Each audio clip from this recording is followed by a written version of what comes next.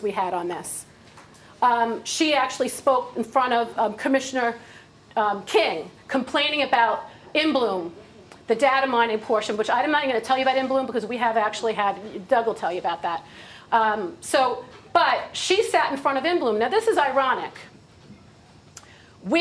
All these legislators had to vote A up on these bills. That means they understood it, because if I can find this information, they were reading this information almost 4 years ago, and we're only getting up to speed now. And I delved into it, and I know what I'm talking about, so that means they were totally versed in this stuff. So I don't want to hear any of them sit in front of Commissioner King go, we didn't know this. Yes, you did. You knew it. And so she's in front of Commissioner King at the budget hearing, and she says to Commissioner King, well, you know, all I want to do is I want to find out if you can make sure that there's provisions for the children, because some children are learning in broken desks. And then there's another assemblyman over here. He's from the inner city and one of the outer boroughs, I think it was, and he says, oh yes, and my children don't have any computers in our schools in my district. He's an assemblyman in his district. And then another one's over here going, oh yes, and we have broken desks, and we have no textbooks, and no technology. And then Kathy Nolan says, and in the inner cities and in the outer boroughs, children are learning in 10,000 trailers. 10,000 trailers. And my husband can vouch for you. He's a 28-year fireman in the FDNY. He has to inspect these things, so he knows that they exist. So they're dilapidated buildings, dilapidated infrastructure. But yet they passed Race to the Top, a $700 million contract to overhaul the whole public school education system. Don't you think they were putting the cart before the horse here? Maybe you should improve the standards in the classroom. The climate. That's a new catchphrase, the climate, where they learn rigor. Rigor? Did you ever look up the definition of rigor? So this is what's going on, and it's these words that we were discussing before.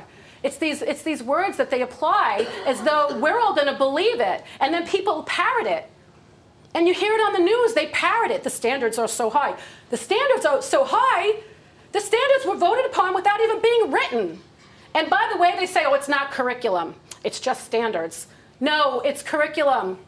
Merrill Tisch told everybody in the video when she went before her oral presentation, it is curriculum that will be aligned to the standards that at that time weren't even written yet.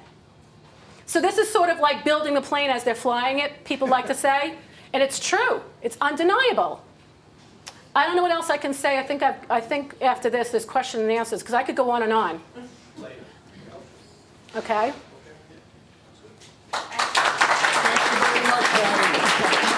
I'd like to call up Doug Smith now. Come on up. Doug runs Assemblyman Al Graff's district office out in Holbrook. Really want to thank him for coming out. Understand there was a lot of traffic on the Southern State getting up here. He's a certified and licensed math teacher who's taught in the classroom. So let's welcome Doug Smith. Thank you for having me. I'm going to be as brief as I can to kind of explain where we've gotten. I agree with everything that Maddie said. You can verify it, and we've been doing that. And the answers we've gotten, it's exactly as she explained it. And it's frightening, and it's upsetting. About a year ago, you see the ELA exams in the newspaper going on this week. And I'm sure you've seen a lot of parents opting out their students. Well, let's see where we got to that point. A year ago, during the first round of the Common Core ELA exams, our district office, now we're in Holbrook, we're in central Long Island, we got about 50 or 60 calls in one day from parents asking why their student, and some of them have students who are in special education, was subjected to a 90-minute exam and now would be subjected to 2 more 90-minute exams on material that they have not learned. They're coming home explaining some of this material, and the teachers didn't have a good answer because the teachers didn't get to see the exams. The teachers didn't have input on this curriculum. So we started with that, and we started looking into it. Assemblyman Graff, he's a Republican. He's, again, from Holbrook. he had been advocating for changing the direction of education in New York State for a while, but this was kind of like, he wasn't in office in 2010 when they voted on that race to the top money. So we were familiar with it, but it took time to implement this program.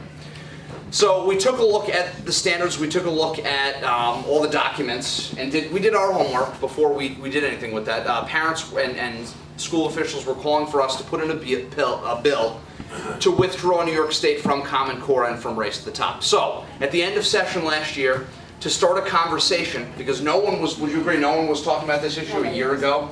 No one was, they kind of just, you had parents that were confronting their legislator, and Senator Flanagan did receive a lot of visits. He's out on Long Island by us. That's right. So we put in a bill, like I said, to withdraw from Common Core and from Race to the Top, and boy, what a conversation it started across the state. I can tell you this, I've seen a lot of rallies outside elected officials' offices. Usually it's people who are upset. They're upset at fracking. They're upset at these different issues. They rallied outside our office in support of something we were working on because they saw the destructive element. So I was shocked. I was like, oh, what are all these people doing? Oh, wow, they're in favor of what we're working on. So following that, we set up a website, and you can find it. Sean is here. He has cards, and we'll hand them out later, at fixnyschools.com. It lays out some of the documents, and it explains exactly what we were trying to do. Each petition signature went directly to the governor. We wanted to focus the governor's attention on this issue, because like I said, no one was talking about it. Following that, the response was overwhelming. In total, 22,000 parents and teachers, students, from across the state signed on to this petition directly to the governor. We didn't receive a single response off that from this governor. Not surprising. He likes to govern by soundbite, as you know. So now following that, we sent a letter to Kathy Nolan. I'm sure you're familiar, because I think are we in her district? I don't know, she's next door? She's further west. Further west. We sent a letter to her requesting that the Assembly hold hearings, the Assembly Education Committee hold hearings across the state. Never responded to our letter. She didn't want to address this. So the Assembly minority, the Assembly Republicans, we held forums across the state. We held 11 forums and heard the concerns of all of these folks from across the state. Following that, they created a report from this information, and we presented it to the governor, and we presented it in the form of a new bill this year. That basically what it does is it slams the brakes on Common Core. It stops it for 3 years. It sets up a panel of experts who did not have any input in this curriculum in the first place. It's teachers, it's special education teachers, there's parents that sit on this, to evaluate the standards. They were never vetted at all. So we want to stop it, we want to look at it. If it can be fixed, we would like to fix it. We don't believe that it can. We really don't. We think it's beyond repair. And if it can't be fixed, we want to throw it out. So now, I appreciate everybody being here today listening to this. And, I think I kind of want to go to a question and answer, if we could, Well, Joe Concanon is going to come up and moderate the question and answer session because we have some written submissions as well. So Joe does not need an introduction. You all know Joe Concanon, former police captain, ran for city council, and ran for Senate, and will run again. Thank you very much. Thank you. Maddie, if I could ask you to stand here, and Doug, if you would stand here, because this is not about me, this is really about you two, so just take a step ahead of me. Let me get a picture quickly. And just so everybody understands, we had put out in the Eagle, the Queens Village newsletter, that we were soliciting questions, and we actually got 2 in. So that's how I'm going to start this off. All right. Our first question, and we'll go ladies first. All right, is if not Common Core, how would you propose to bring America into the 21st century education-wise and be globally competitive? How would you raise the educational standards? And now, if Maddie, I can let you see this, and Doug, you can answer after Maddie's finished. All right, so there's the question. Sorry.